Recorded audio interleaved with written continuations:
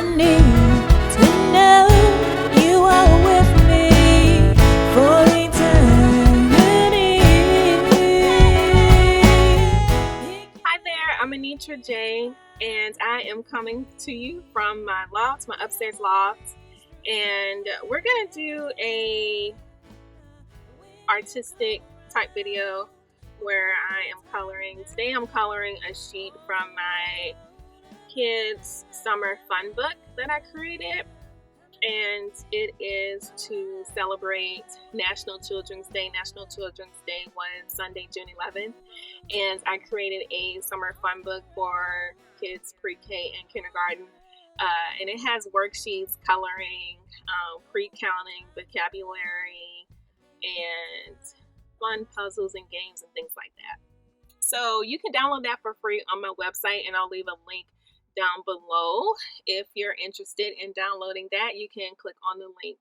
And today, since we are coloring a sheet from that coloring book or workbook, let's talk about kids. Let's talk about the way we parent and raise kids. That is a very important topic, and it's been very prevalent today in society. And I think that as the newer generation starts to have kids, newer generations, we're parenting differently. We're starting to have conversations around mental health and wellness, and how we're learning how our mental health and wellness is directly impacted by our childhoods. And a lot of things that perspectives that we develop, a lot of self-images, self-concepts, and things that how we relate to the world, how we show up in the world, stems from our childhood. And to be honest, a lot of us have had very traumatic childhoods. I myself, my childhood, I was whooped excessively as a child, and that impacts my mental wellness to this day. I have painful memories and flashbacks and things that happened to me as a child based on how my parents treated me. It really impacts how I show up in the world and see the world today, and the things that I go through. And it's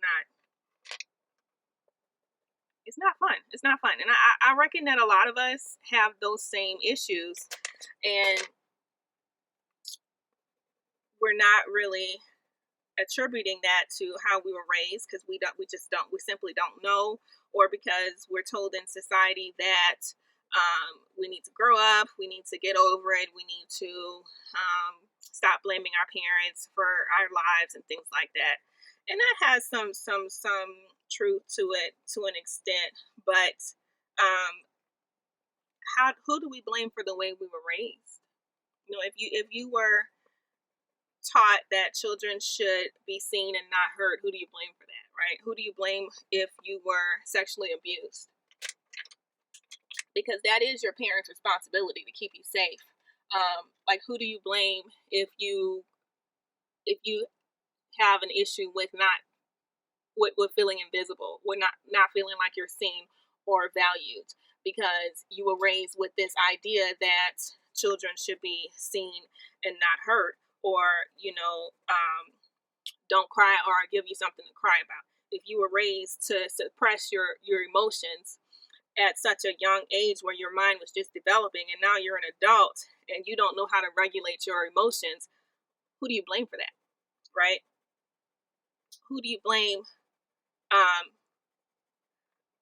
You're like, if that's your natural way of thinking and relating due to how you were raised, you can't really blame anyone except for your parents. Now, it is your responsibility to get the help that you need, right? So you go to mental health specialists, you go to therapists, but then your parents will say things like, or not even just your parents, your village will say things like, leave it to God.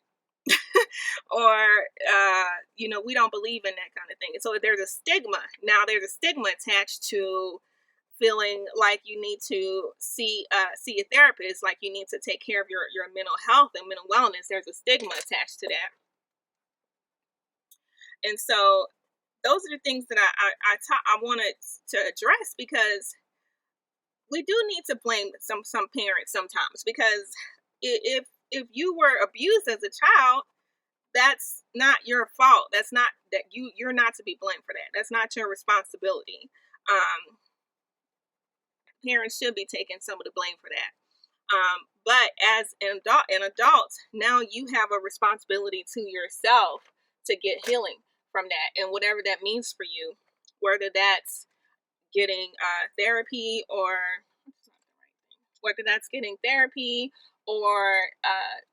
being placed on meds, antidepressants, or PTSD medication, or whatever, going through EMDR, or tapping, or whatever it is you need to do to create mental health and wellness for yourself, then that's your responsibility to do it. But I just feel like there's an issue in our society where we don't respect our kids. We don't have a general respect for them. We don't treat them as whole human beings. We treat them as property. We treat them as robots, and we have all these expectations for them to be whole and regulated without teaching them how to regulate, right? So if your child is disrespectful, right, they say something very disrespectful to you, if you're in this old school way of thinking, you just slap their face off, or you whoop them and go sit down somewhere.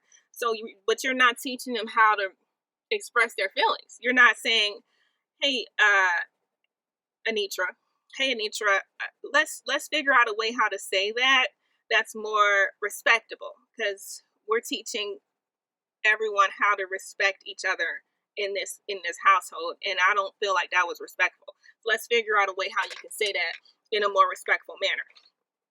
So at that point, you're still acknowledging that this child has an issue, and you're acknowledging this child's feelings, but you're also maintaining a boundary that you're owed respect as the adult in the household.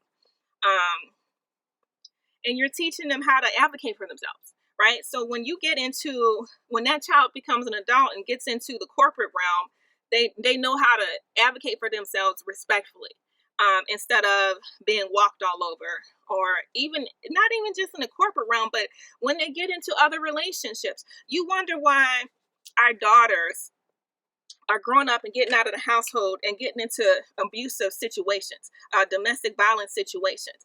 And you wonder why they don't know their worth.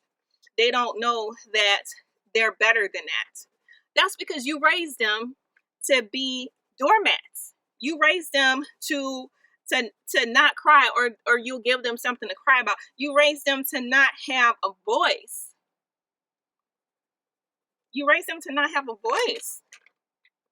I didn't have a voice when I was a child.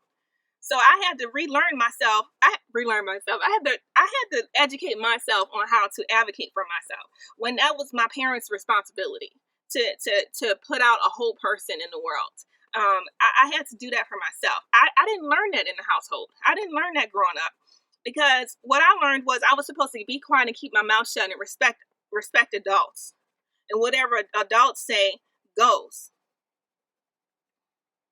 Instead of having my voice heard, instead of having my opinions, having my opinions and my thoughts being heard, I was silenced.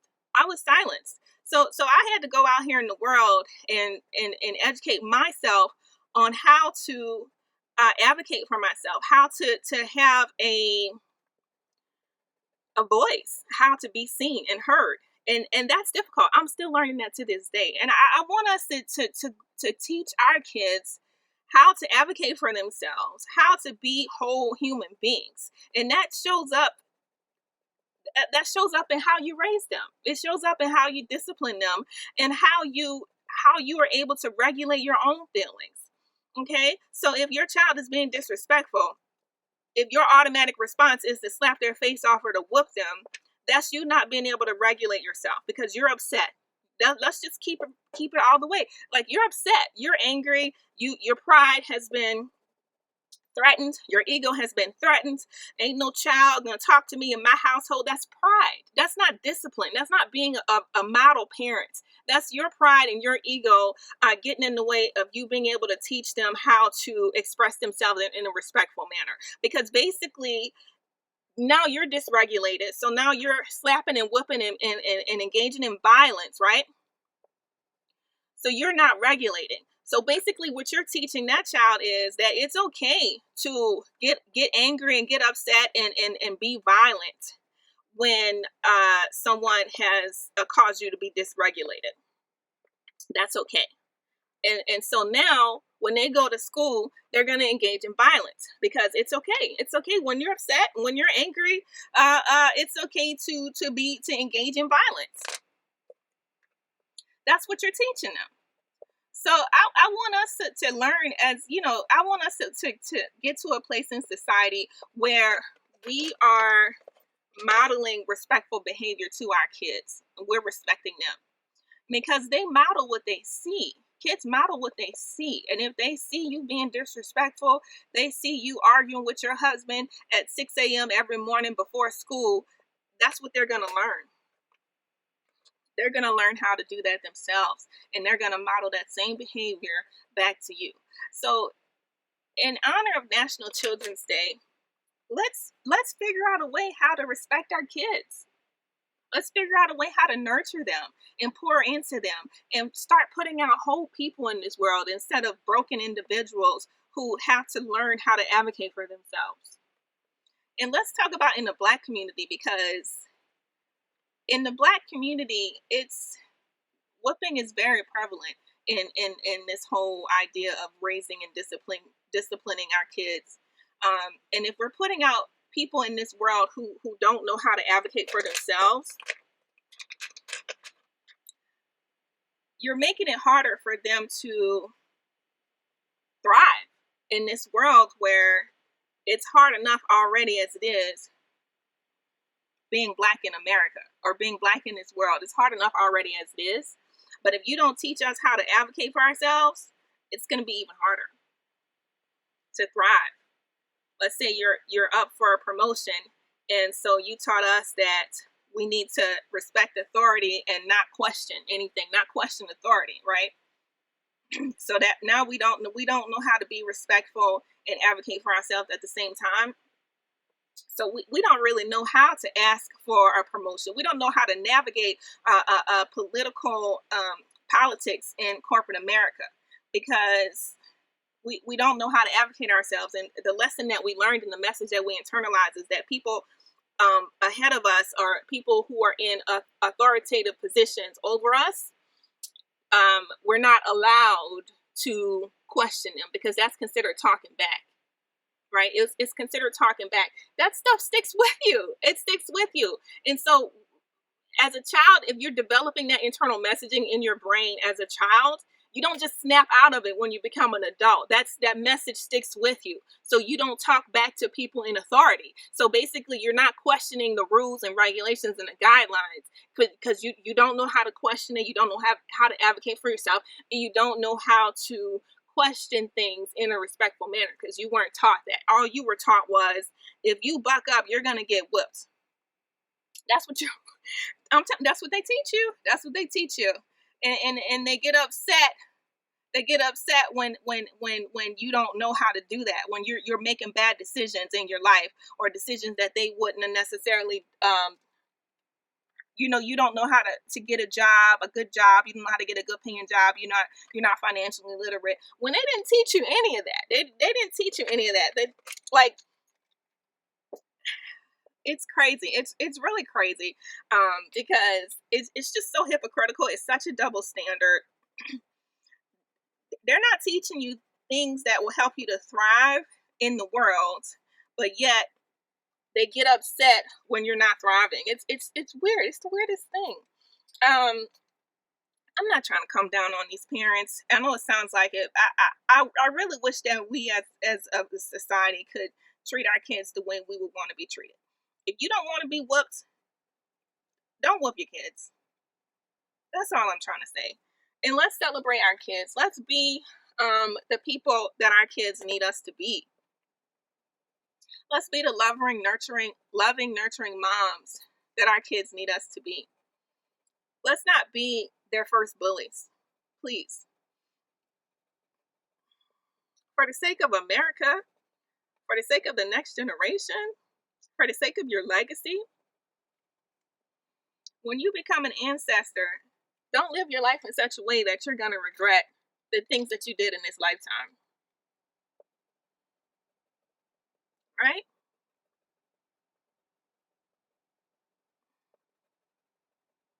I do love our elders. I do love our elders. I really hate that some of our elders are really hostile toward us.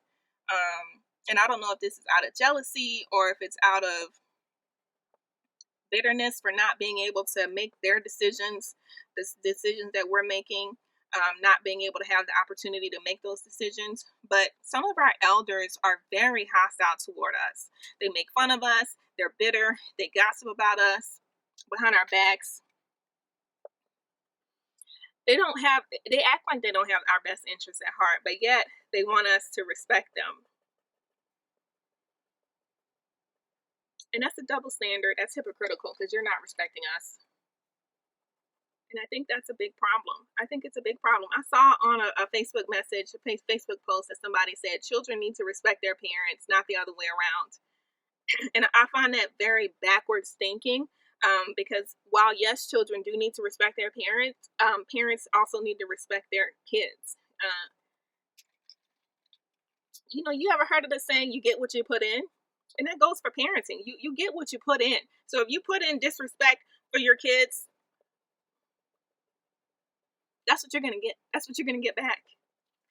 And I really want us to start thinking about that. Like what behaviors are we modeling for our kids?